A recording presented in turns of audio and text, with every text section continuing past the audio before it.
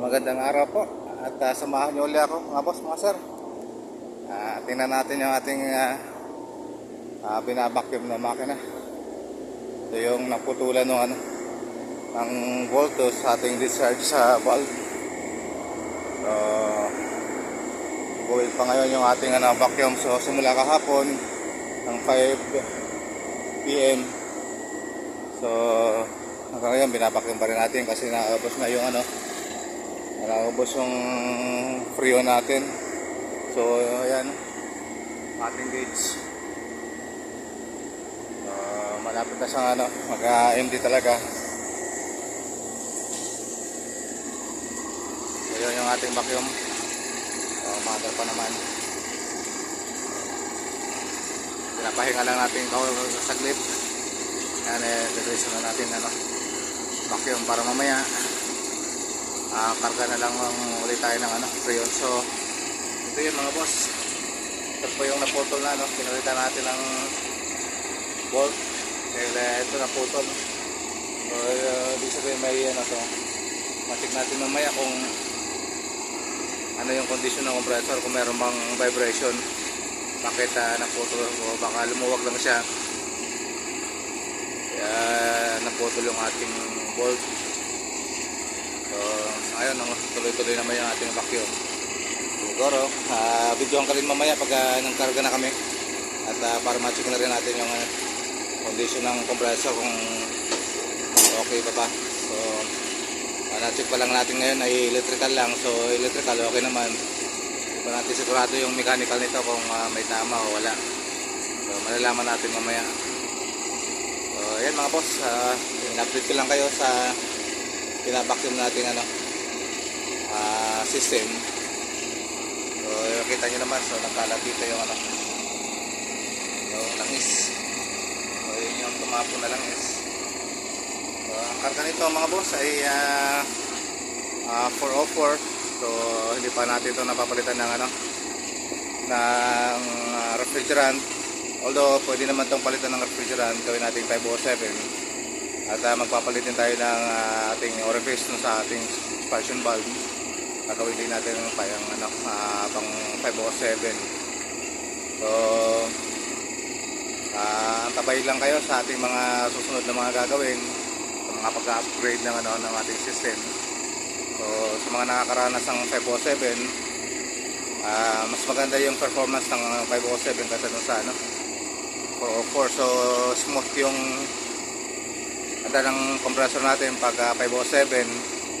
Although kailangan mo lang ng konting adjustment lalo pag mga ganitong double station compressor. So lagi natin i-consider yung adjustment ng ating expansion valve doon sa second stage.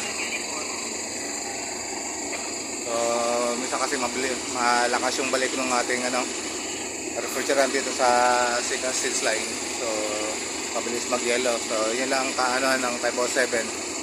Mabilis ang magpalamig kasi, so kaya mabilis din mag-yellow yung ating compressor pag napalakas yung ating bukas. Pero kung yung mga gumagamit naman ng pressure transmitter, so wala naman masyadong problema. Sa second stage lang adjust expansion valve doon sa expansion valve sa loob, wala nang i-adjust kasi regulated naman doon sa ating ng ating pressure transmitter. So yung mga gumagamit ng expansion valve, so kailangan i-adjust nyo yung ating expansion valve. Checkin nyo yung opening ng ating expansion valve, lalo papalit kayo ng refrigerant from 404 to 507. So checkin nyo yung bukas ng expansion valve natin. Dahan-dahan tayo mag-adjust.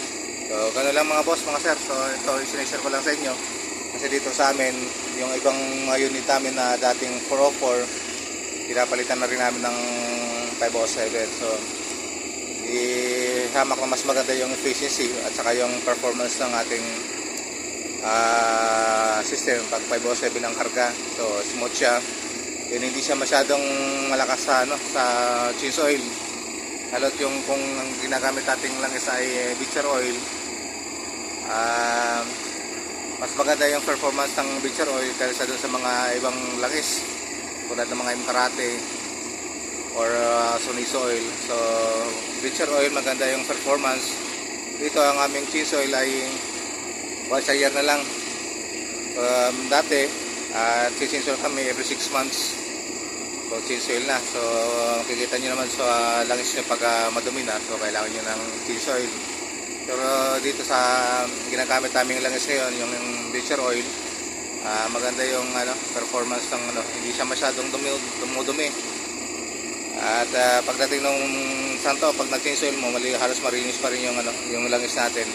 Pero kailangan natin i-conduct yung ating protocol doon sa preventive maintenance.